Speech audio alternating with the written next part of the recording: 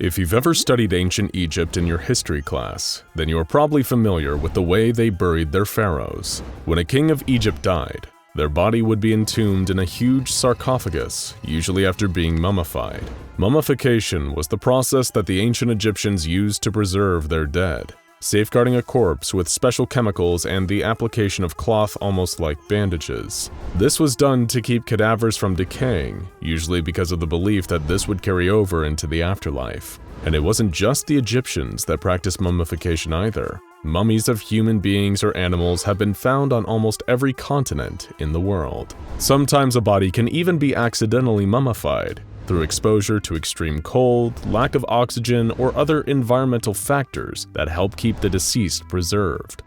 Fun fact, the oldest recorded mummy isn't even one left behind by the ancient Egyptians. It is actually a naturally mummified severed head, estimated to be 6,000 years old.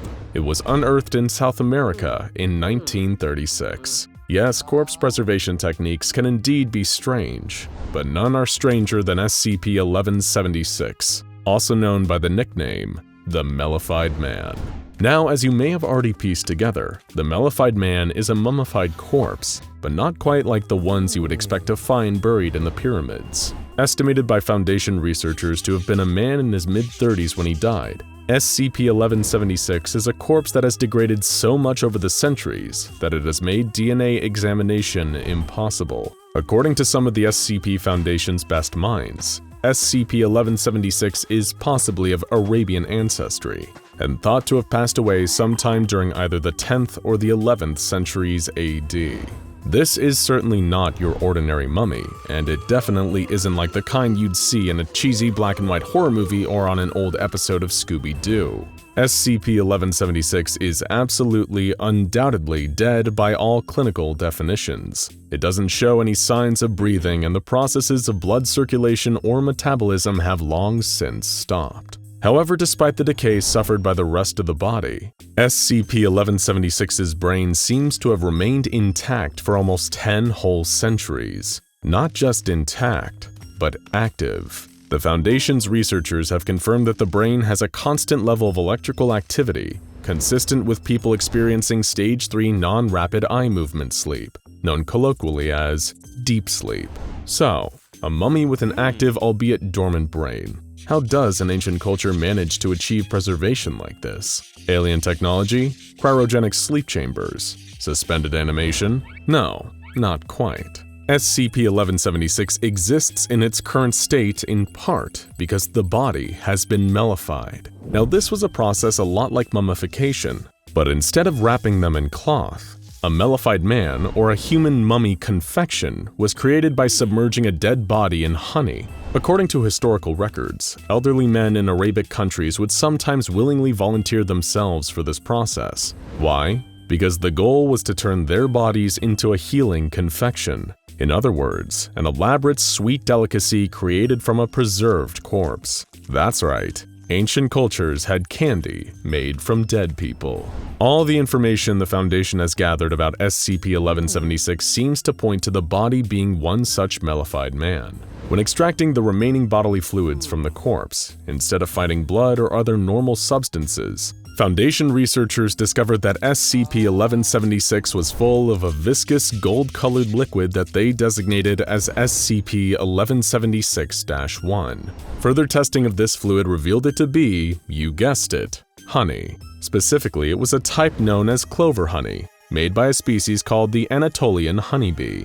This stuff was everywhere, filling SCP-1176 entirely. So much so that honey was even coming out of the body's pores. This is due to the nature of the mellification process. Typically, before death, a person who had offered to sacrifice their own body would stop eating any food. Instead, their diet would consist solely of honey and nothing else. They would even bathe in it, submerging their entire body in the substance inside and out until their sweat and even their feces were pure honey.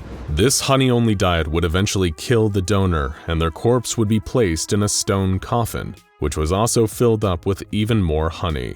After approximately 100 years, what would be left was human mummy confection, a honey-based candy of sorts that could be then sold at street markets for a high-value price. Why was it so expensive? Well, not just because it was literally made from a dead person, but also because this confection was believed to possess rare and powerful healing properties. Everything from the common cold to broken bones was said to be cured by it. Despite it leaking out of SCP-1176, the honey doesn't seem to ever run out, even when tested under varying conditions. It seems like the Mellified Man actively produces more of the sweet golden substance, acting as the source rather than a container with a finite amount. And yes, it is still edible after several centuries. In fact, it contains an abundance of essential vitamins and nutrients. According to the Foundation's testing, the honey produced by SCP-1176 can suppress the feeling of hunger for up to 18 whole hours, and there are no long-term side effects for most that eat it.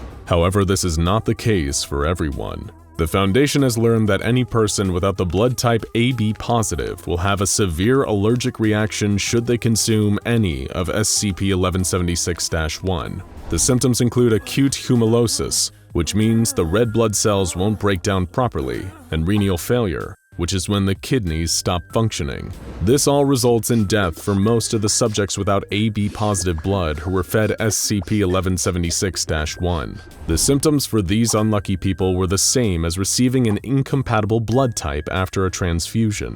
In 1985, the SCP Foundation launched a raid on a facility in Asmara, Eritrea, which at the time was owned by a group called the Mana Charitable Foundation. Agents had been dispatched to this facility after various rumors and reports that pointed to this location being the source of a strange honey substance. This anomalous liquid was being shipped to a number of areas in Ethiopia that had been stricken with famine. Pretty easy to guess where the Mana Charitable Foundation got all that honey, right? The problem was, because SCP-1176-1 caused adverse effects on people without AB-positive blood, a considerable amount of civilians had died from consuming it. Hence, the SCP Foundation was forced to step in. When SCP-1176 was first uncovered, the body had been stored inside a large stone sarcophagus, as was part of the ancient practice of creating a Mellified Man. There was also a copper pipe and spigot installed by the Mana Charitable Foundation to extract the honey from within. The lid, sides, and inside of the sarcophagus itself had a number of Egyptian hieroglyphics inscribed within.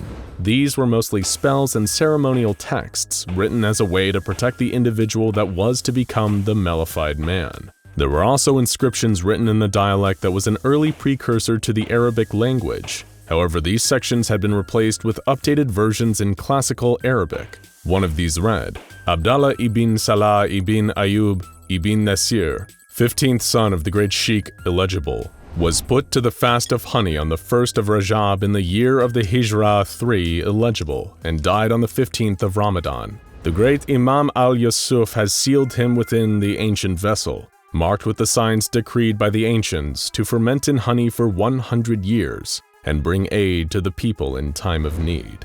Much like a headstone used to mark the grave of someone who has passed, the sarcophagus that SCP-1176 was in featured a passage commemorating a man who gave his life and body to heal others. Sounds nice, right? But there was another inscription, written elsewhere on the stone sarcophagus, which translated a dire warning. Beware, Imam, for the mark of Iblis is upon this one.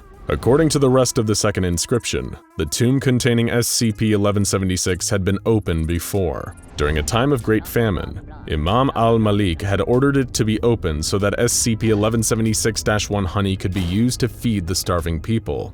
Jars upon jars were filled with the anomalous golden liquid and brought to the sheikh, the ruler of the land, as well as sent to the people suffering from the lack of food. However, the very next day a number of these people fell ill, stricken by a terrible fever that ultimately claimed their lives. Only the sheikh, his brothers, and his sons, who had all eaten the honey, survived. Any others who hadn't been killed by the fever accused the sheikh and his family of sorcery, and these surviving subjects attempted to destroy the body that had produced this cursed nectar. But when the sheikh's people found the Mellified Man, they witnessed in horror as the body stood upright, dancing around as it screamed and taunted the people. Al-Malik declared that the devil himself sent an evil spirit to corrupt SCP-1176. The honey confection was meant to be a means of healing, but it had been corrupted.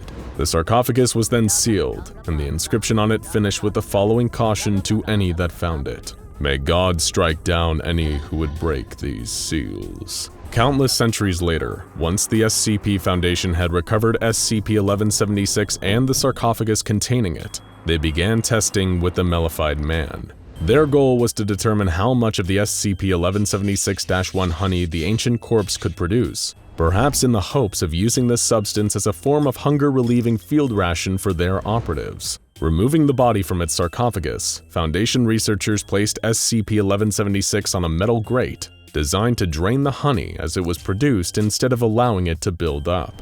Over the course of several hours, more and more honey seemed to be produced, beginning at a rate of almost a liter per hour to almost 56 liters every hour. But then, after 10.5 hours of producing what seemed like an endless flow of honey, something unexpected happened. The deceased body of the Mellified Man, dead for hundreds if not thousands of years, woke up. Foundation staff detected a spike in brain activity. If you cast your mind back to earlier, you'll remember that SCP-1176's brain had managed to survive and stay intact long after it should have decayed. The Mellified Man opened his eyes and immediately started to wildly flail around. He made a number of distressed sounds, the long dead body trying to crawl towards the outskirts of the testing chamber. Thanks to so many of its organs and muscles having withered away over the years, SCP-1176 was barely able to see or understand its surroundings. It couldn't speak, not properly anyway, given that its tongue had long since decayed. The Foundation's personnel moved in to try and restrain the ancient and now animated body, hoping to sedate it before SCP-1176 caused any lasting damage to itself. Eventually, staff were able to force SCP-1176 back into its sarcophagus, slamming the stone lid back in place and trapping it within. They could hear the once human creature screeching and vocalizing from inside,